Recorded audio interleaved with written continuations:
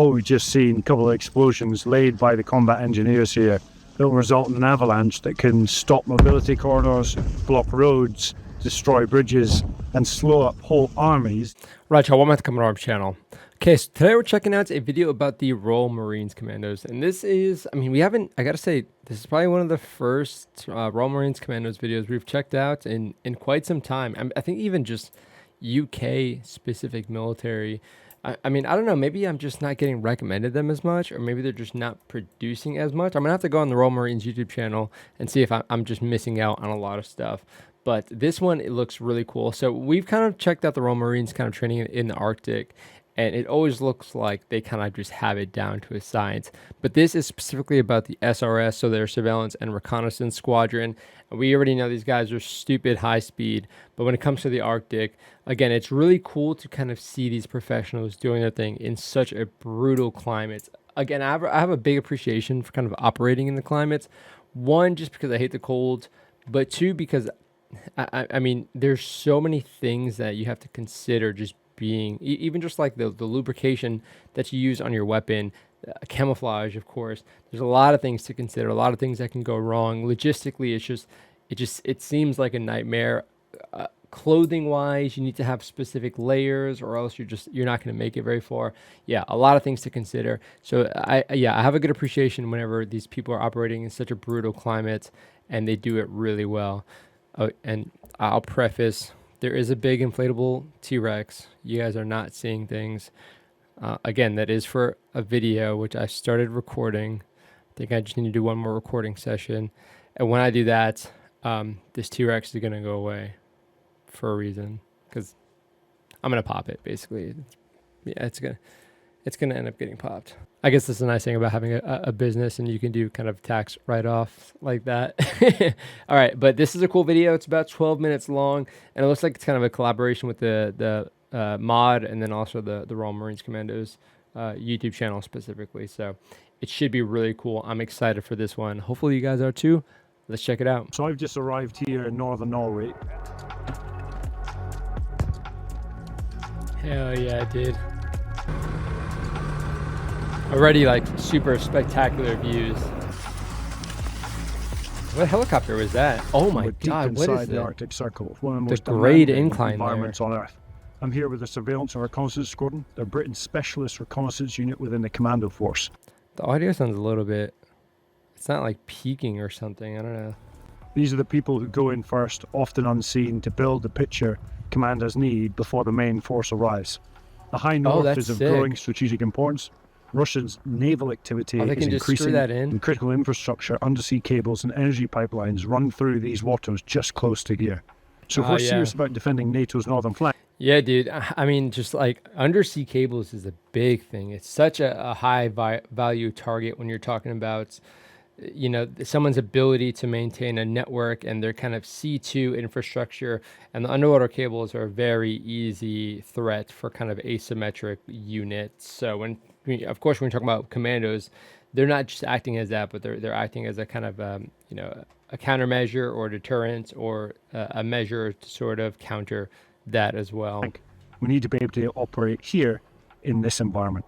And let me tell you, if you can operate in this environment, you can operate anywhere. Yeah, no doubt. Jeez Louise. Man, I gotta say, the Royal Marines Commandos, their kit looks super high speed now.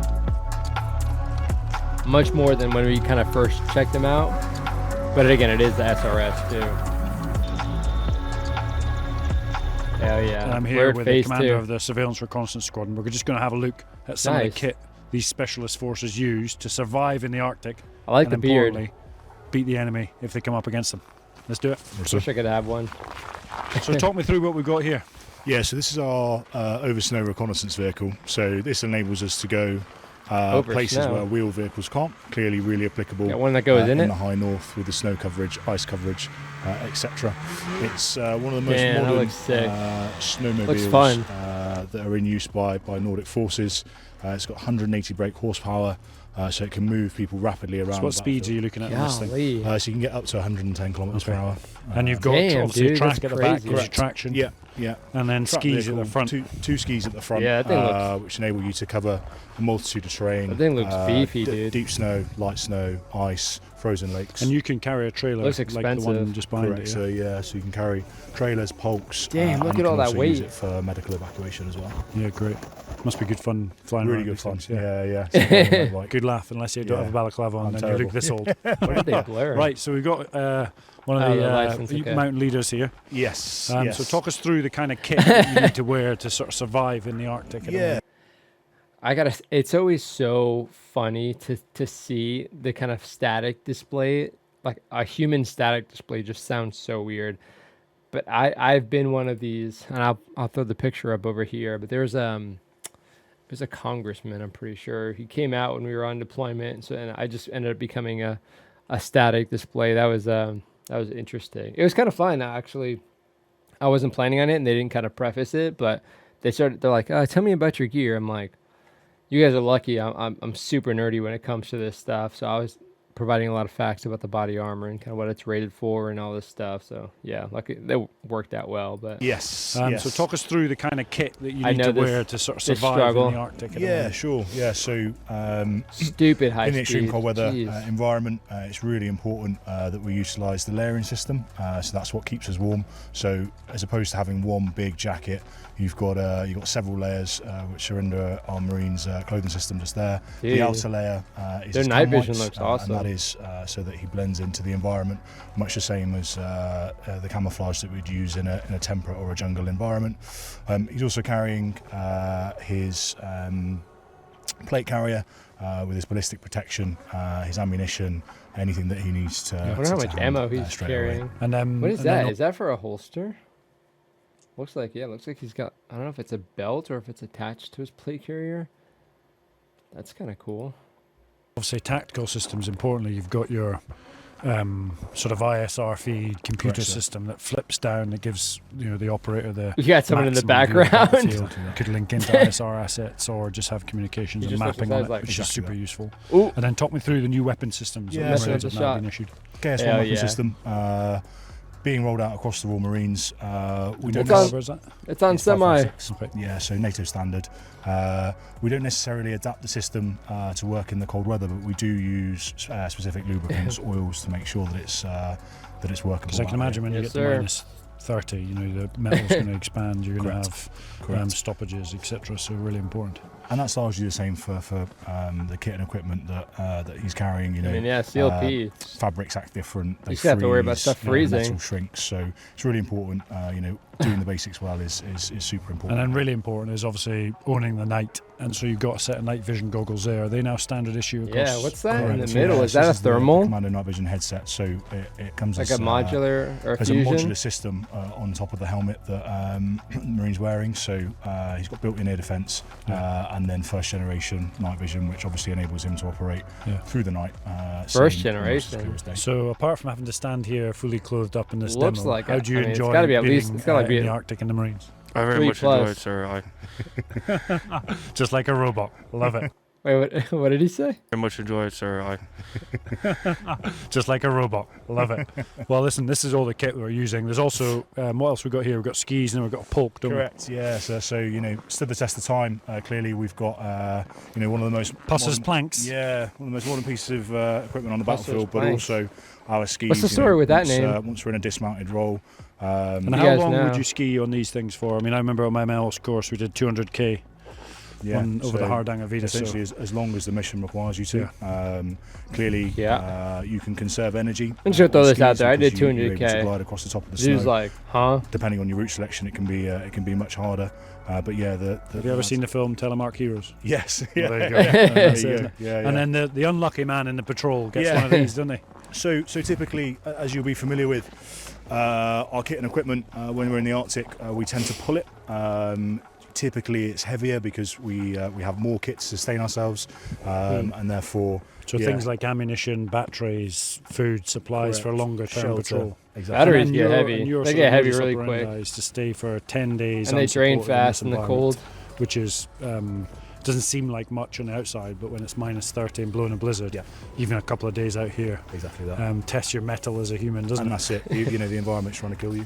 So you've just seen some of the kit the Royal Marines use within SRS. It goes from really old sort of tactics, from skis and polks, all the way through to the most modern equipment and night vision goggles on our Marines as we speak. SRS are one of the best trained forces in the world. They work in small man teams, Look 4 at that to terrain, 6 men. dude. They Golly. penetrate deep behind enemy lines, So go unseen, and direct fires from elsewhere to take out or destroy a target. Directing fire in the Arctic would be, I don't know, it's something you'd see in a movie. You expect to see in a movie. I wonder how often, like every 5 meters, 10 meters, you put in a new, like a hook or anchor.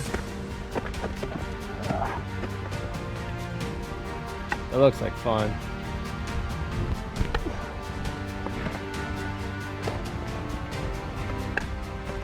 So you go far enough. Here and in then it's Norway, miserable. we have 1,500 of some of the most elite in the British military, our commandos, and they're training in some of the harshest conditions on Earth, as you can see behind me. Oh yeah, Ready to okay. defend NATO's northern flank under a new agreement That's with cool. Norway. This is no longer just an annual exercise. Interesting It's a phone mission case. preparation, and we're here year round. This is what keeping Britain and our allies looks like, and we will not waver in our... Yeah, well said, well said. I mean, I'm always just trying to check out the gear. You can see this dude's I think they got the flow through suppressors, got some snow over here. Damn, dude, what? Those helmet covers look high speed too. I'm trying to check out the harness as well. And just look at all the stuff they got. You got the anchors, and that's so cool to see, dude. It's just like any sort of climbers, I guess. No, I'm not so much a climber, but I do like to rappel and whatnot, and I kind of did some training with all that. But the ASMR of all this stuff just clanking together, yeah, I don't know, it's hard to explain. And we will not waver in our commitment to do so. Damn, they even got the physical demands here are relentless. ice Every moment picks are takes more effort. camouflaged. Indeed, you burn through energy just staying warm. Your average individual burns about 6,000 calories a day just surviving. You know he's in the Arctic. sweating. But what strikes me is the teamwork, the quiet professionalism.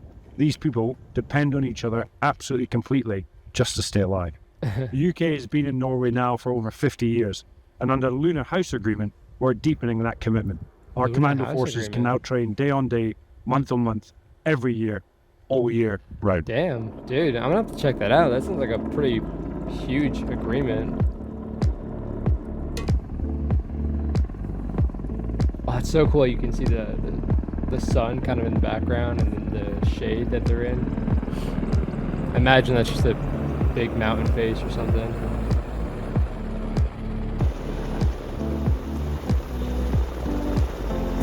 It's so cool.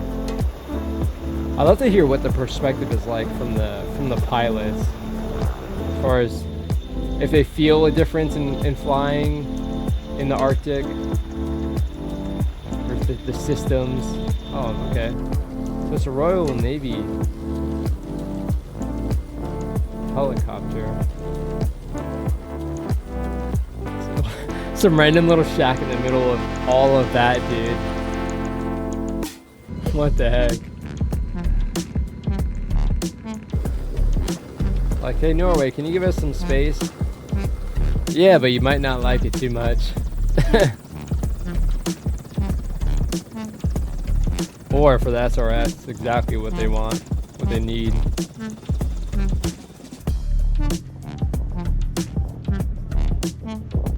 Some funky music. In Okay. such a mountainous environment, it's really important that people understand the snow, where it lies, and also what advantages it can give you. What the What we've heck? just seen, a couple of explosions laid by the combat engineers here that will result in an avalanche that can stop mobility corridors, block roads, That's so destroy cool. bridges, Damn. and slow up whole armies depending on where they're moving in such difficult terrain. It's a That's key really tactic using the that's terrain used by against the SRS enemy. all the time, and only the most specialists in the military can employ it. That is so cool, dude. I hadn't even considered something like that. It's like, oh, you think you're gonna move through this, this valley here? Psych. Talk about an ambush, dude. something like 20 confirmed kills with snow. I don't know if necessarily, casualties would be the intent, but. So we've just come from an hour from another base to here on these skidoos you can see behind me. Moving fast at distance and long range mobility is absolutely critical for the reconnaissance unit that I'm working with today. So going long range, identifying the target way behind enemy lines, and on these vehicles you can do it at speed and at safety. So why does a high north matter? I bet the northern lights look insane there. I mean, there's no sort of, I guess light pollution would still affect the northern lights, but yeah, just being in the middle of nowhere and seeing that. Well, the high north isn't a distant frontier. It's directly connected to our security at home. You've got Russian submarines passing through these waters, critical infrastructure, data cables and energy pipelines that run beneath them. The Foreign Secretary, she was just here not so long ago, and has said Arctic security is critical to protecting Britain and NATO. She's absolutely right. What happens here affects us all. So why the UK needs this capability? Well, we're doubling the number of Royal Marines training in Norway in just 3 years. That's serious investment in serious capability. The Luna House Agreement with Norway, we just conducted, takes our partnership further than ever before. Joint naval operations, anti-submarine warfare, and protection of our undersea infrastructure. That's cool. It's such a weird, difficult problem to get after, like the undersea infrastructure. I mean, I'm not sure what kind of access points you might have or kind of sensors to be able to detect anything or identify threats, but yeah, interesting. Yeah, I mean, I know when I was in Romania, we had I think it was a company that went up to Norway to do some training.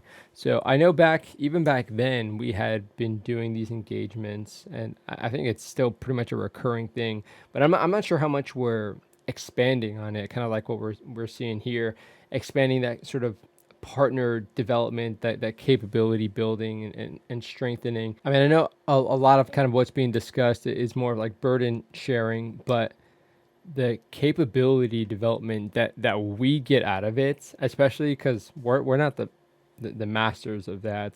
Of course, when you're talking about the general military, obviously you have special units where they would kind of specialize in that as well.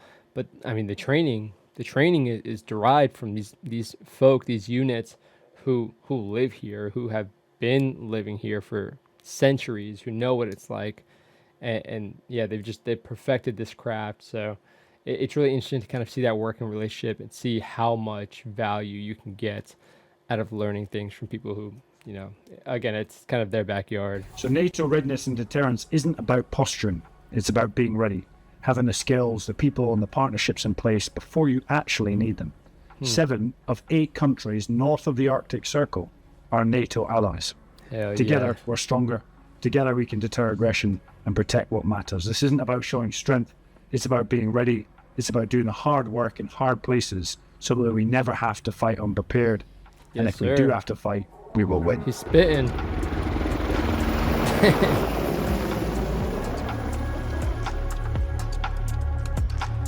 Nice, dude. Nice. Good production quality on this. And some very cool shots. I mean, it's very hard to not have a very awesome, cool looking video like this with the views that we're seeing here. Again, it's always a pleasure to see kind of professionals operating in the Arctic, but seeing the Royal Marines, especially the SRS, I mean, I'm trying to remember. There was one video we watched where the SRS were just on boats. I think they were doing amphibious operations even in the Arctic, and it was just some of the most aesthetic stuff that we had seen. And I can't imagine just operating watercraft in the Arctic as well. It's a whole nother beast in my mind. I mean, I guess it doesn't make too much of a difference as long as you're not hitting ice or falling off of the vessel itself. But yeah, it's just really cool to watch everything. I like the perspective as far as kind of like the gear, how they're modernizing, this is what they use, and this is kind of how they adapted everything in this environment. But I do also appreciate having more of the kind of strategic mentality and kind of explaining that aspect as well. As far as this is why we're doing this, is why we have these partnerships. This is why we're investing in doing these partnerships even more. And I mean, it makes a lot more sense when you consider kind of what is in the area. And they did a good job of kind of spelling that out. as far as all the strategic infrastructure, as well as kind of just being at the, Russia's kind of doorstop there, especially when you talk about the submarines up there and everything. Yeah, just a lot going on for sure. Makes a lot of sense. But it is just really cool to kind of see again, just the professionalism and just how squared away and high speed these guys are looking in this tough environment.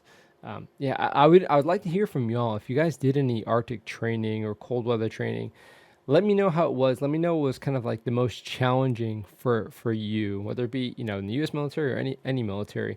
Even if especially if you're in like the Nordic or Scandinavian countries, having been or kind of operated in the Arctic, specifically the Arctic Circle, how that was, especially if you kind of grew up in or around the Arctic Circle, if it even helped that much to kind of have the experience. It seems like it does, especially, I mean, being in Finland or Sweden or Norway, you can kind of be in that area. You can be exposed to skiing, and that's just a skill that I personally don't have, just because I've never done it. It's kind of more of an extracurricular thing where I was from. I mean, I guess you could say the same there, but I guess you just get more exposure potentially. Yeah, I don't know. I'm really curious. And again, if you did any sort of general cold weather training or exercises, operations, I'm curious to see how it was, how it kind of affected everything, or if there was anything that you didn't expect it to affect.